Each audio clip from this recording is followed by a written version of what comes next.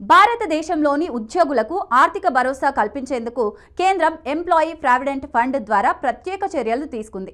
PF ద్వారా ఉద్యోగి ప్రాథమిక జీతంలో 12%, అలాగే యజమాని కూడా అంతే మొత్తంలో ఇచ్చే వాటాతో కలిపి పీఎఫ్ ఖాతాలో పొదుపు చేస్తూ ఉంటారు.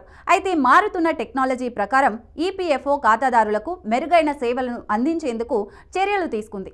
దీనికి అనుగుణంగా యూనివర్సల్ అకౌంట్ నెంబర్ యూఏఎన్ ద్వారా ఒక వ్యక్తి ఒకే పీఎఫ్ అకౌంట్ ఉండేలా చర్యలు తీసుకుంది. అలాగే యూఏఎన్ ద్వారా నగదు విత్డ్రా సేవలను కూడా సులభతరం చేసింది. ఈ నేపథ్యంలో కొంతమంది ఖాతాదారులు యూఏఎన్ నెంబర్ యాక్టివేషన్లో ఆలసత్వం చూపిస్తున్నారు. ఇలాంటి వారికి ఈపీఎఫ్ఓ షాక్ ఇచ్చింది. ఫిబ్రవరి 15 లోపు యూఏఎన్ను యాక్టివేట్ చేసుకోకపోతే ఈపీఎఫ్లో కొన్ని సేవలు వారికి వర్తించవని పేర్కొంది.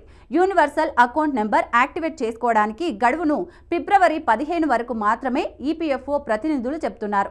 ఈపీఎఫ్ఓ ఫిబ్రవరి 2, 2025 నాటి తన సర్క్యులర్లో యూఏఎన్ యాక్టివేషన్తో పాటు ఆధార్ సీడింగ్ కోసం ఫిబ్రవరి 15 తర్వాత ఎలాంటి పొడిగింపులు ఉండవని ఖాతాదారులు ఈ విషయాన్ని గమనించాలని పేర్కొంది.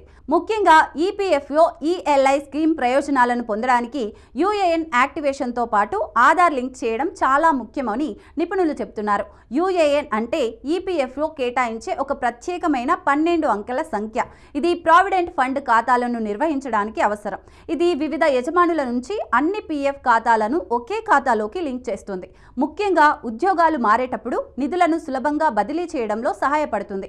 యూఏఎన్ను జనరేట్ చేయడానికి పాన్ కార్డ్, ఆధార్ కార్డ్, గుర్తింపు రుజువు అంటే passport, voter ID, driving licence వంటి వాటితో పాటు చిరునామా రుజువు, బ్యాంకు ఖాతా వివరాలు మొదలైనవి అవసరమవుతాయి. 2024 బడ్జెట్లో ప్రవేశపెట్టిన ఎంప్లాయీ లింక్డ్ ఇన్సెంటివ్ ఈఎల్ఐ పథకాలను ఉపాధిని పెంచడం లక్ష్యంగా పెట్టుకున్నాయి. ముఖ్యంగా యజమానులతో పాటు ఉద్యోగులు ఇద్దరికీ ప్రయోజనాలను అందిస్తాయి.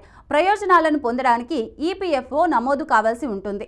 ప్రస్తుతం 3 ఎంప్లాయీ లింక్డ్ ఇన్సెంటివ్ పథకాలు ఉన్నాయి. స్కీమ్ ఏ మొదటిసారి ఉద్యోగులకు వర్తిస్తుంది. స్కీమ్ బి తయారీ రంగానికి, స్కీమ్ సి యజమానులకు మద్దతు అందిస్తుంది.